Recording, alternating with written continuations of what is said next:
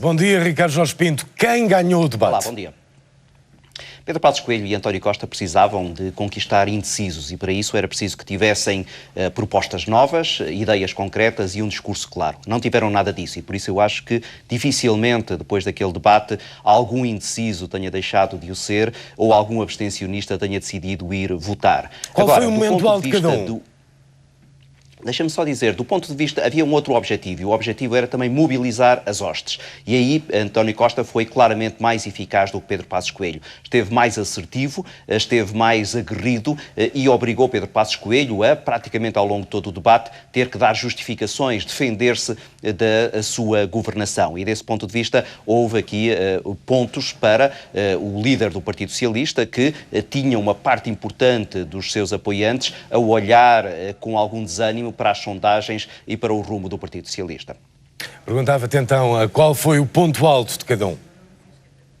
Eu acho que Pedro Passos Coelho conseguiu insistir na ideia que tem vindo a transmitir ao longo desta campanha, que é a ideia de que este governo conseguiu tirar a troika de Portugal e que nos últimos anos tem conseguido uma recuperação que alguns julgavam muito difícil. António Costa conseguiu encostar Pedro Passos Coelho ao seu passado do início do mandato, conseguiu confrontá-lo com aquilo que foram algumas falhas governativas e desse ponto de vista, até agora, António Costa foi bem mais eficaz do que na campanha e conseguiu pôr o PSD e o CDS com uma estratégia de defesa que, neste momento, pode ser muito relevante do ponto de vista daquilo que é a percepção que os portugueses têm entre as diferenças de um lado e de outro.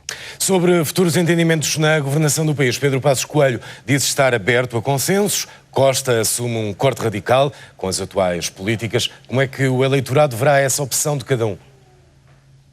Pois, o eleitorado fica aí também, mais uma vez, confuso. Eu acho que em relação a este debate as pessoas ficaram muito pouco esclarecidas. Mas em relação a este ponto em particular, era natural que nem Passos nem Costa dessem alguma resposta muito clara.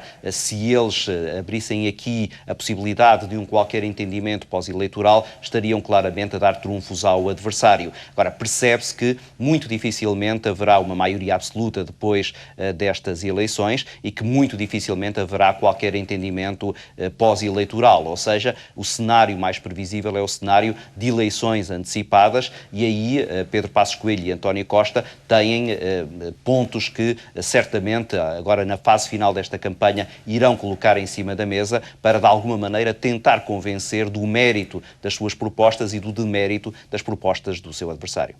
Pedro Passos Coelho, em relação a propostas, não apresentou números, por exemplo, soluções para o corte dos 600 milhões na Segurança Social. Já António Costa foi o homem dos números e dos gráficos. Qual destas estratégias funciona melhor?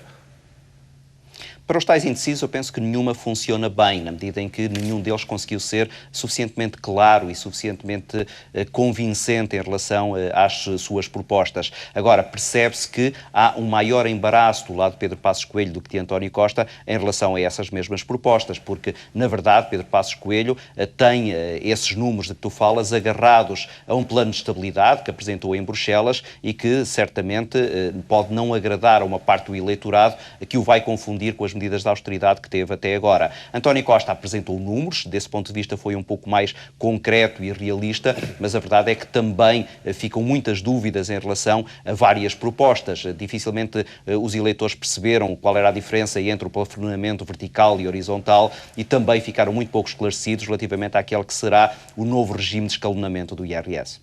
Ricardo Jorge Pinto, obrigado pela análise. Bom dia. Obrigado.